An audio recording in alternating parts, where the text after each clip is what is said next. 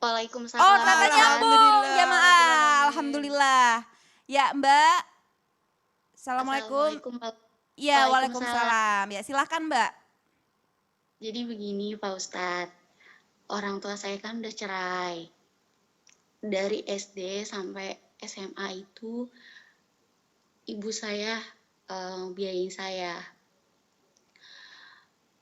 Di saat saya mau masuk kuliah, orang tua saya itu nikah lagi Pak Ustadz.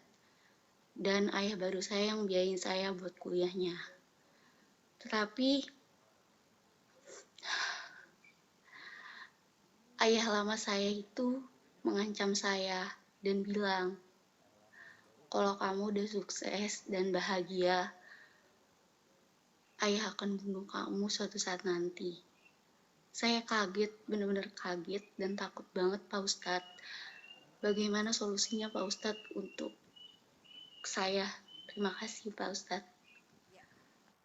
Ya, subhanallah ya. Terima kasih banyak Mbak. Ya, Ustaz Ahmad kan silakan. Ya, ini permasalahan yang sangat luar biasa ya. Kalau kita perhatikan di sini ada beberapa hal yang harus diperhatikan. Yang pertama, kalau kita lihat tadi pada saat dia cerita atau Mbak cerita, tadi Mbak bilang katanya ketika itu orang tuanya nggak biayain lagi. Padahal ketika seorang suami menceraikan istrinya, maka pada saat itu dia wajib untuk memberikan nafkah kepada anaknya. Walaupun orang tuanya sudah bercerai, ya tetap wajib memberikan nafkah untuk anaknya. Tapi ternyata dia berlari dari tanggung jawab untuk membiayai anaknya. Lalu kemudian yang kedua, ancaman ya untuk menghilangkan nyawa. Maka ini sesuatu yang tidak dibenarkan di dalam syariat dan ini sesuatu yang bertentangan. Maka sampaikan kepada ayah Mbak bahwasanya yang namanya rezeki itu diatur sama Allah Subhanahu wa taala. Urusan hidup dan mati juga diatur sama Allah Subhanahu wa taala. Seharusnya ayah itu bahagia, bangga kalau saya nanti sukses, saya bisa sekolah tinggi, saya bisa jadi anak yang solehah. Kan ayah juga yang saya doakan dan ini menjadi investasi buat ayah juga nanti.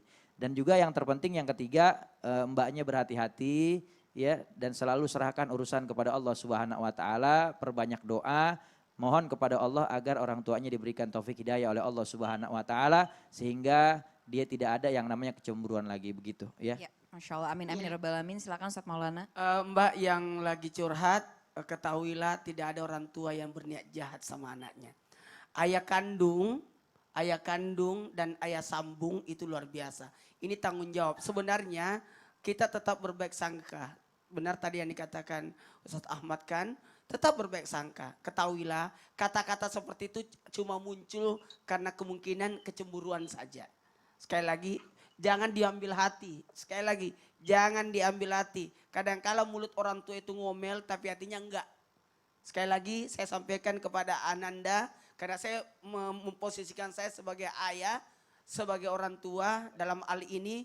Kadang-kala kita marah sama anak tapi di hati kita tuh nyesal, nangis. Jadi kata-kata itu jangan diambil hati. Sekali lagi, jangan diambil hati. Aku benci kamu, padahal dia sayang itu.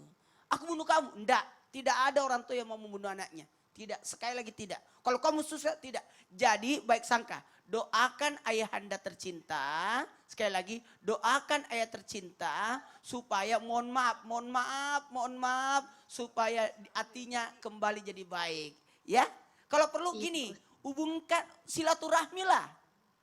Mbak, silaturahmi sama ayah Anda. Ayah kandung, tidak ada mantan ayah. Sekali lagi, tidak ada mantan ayah. Ayah kandung tetap ayah. Bukan itu tadi. Dan ayah sambung ini luar biasa. Jadi Mbak memiliki dua ayah yang hebat ya. Semangat terus ya. Ya. Iya Pak Ustadz. Silaturahmi. Masya Allah, terima kasih banyak Ustaz Maulana. Sekali lagi Mbak, semangat terus. Mudah-mudahan ayahnya diberikan taufik dan rahmat oleh Allah ya Mbak ya. Terima kasih Mbak. Masya Allah. Nah Ustadz Maulana, ya. Ini kalau yang namanya sepedaan kan suka yang namanya konvoy. Oh ya enak kan? itu kalau konvoy. Konvoy lintas kota, bahkan negara, bahkan ada yang mau ke Tanah Suci naik sepeda loh. Masya Allah. Nah ini tapi kan banyak juga nih orang yang suka nyinyirin ya. Katanya aduh apaan sih cari sensasi aja, bikin capek badan aja, nyiksa diri aja. Ada yang ngomong kayak gitu nih Ustadz. Nah ini sebenarnya bersepeda dengan jarak jauh ini tapi tujuannya ibadah apakah termasuk menyiksa diri nih Ustadz? Agak maksa gak sih Ustadz kayaknya? Tidak. Ah enggak. Enggak. Loh kok enggak? Tapi kan itu kan jarak jauh banget Ustadz. Pokoknya kalau orang yang mengatakan, orang yang melihat capek banget naik sepeda, ngapain dia naik sepeda? Kalau orang melihatnya, Iya. tapi orang yang merasakannya beda sensasi. Mau tahu? Ya terus gimana dong Sat? Gini. Nanti aja ya. Ya selalu deh. Ini selalu dibikin penasaran ya jamaah. Ya udah jamaah jangan kemana-mana, tetap di Islam itu indah jamaah. Oh jamaah. Alhamdulillah.